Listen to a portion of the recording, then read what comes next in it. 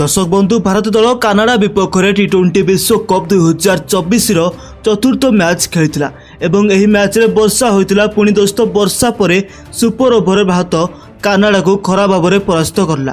तो भारत सीधा सड़क देखु टी20 विश्वकप 2024 सेमिफाइनल ले पहुंची। दोस्तों कौन आपण मैंने जानवा चाहते कि भारत ये चमत्कार किपरि करला तेज जानापी भिडियोटी को शेष पर्यंत देखूँ और गोटे लाइक करने सहित चैनल को सब्सक्राइब कर दिंतु।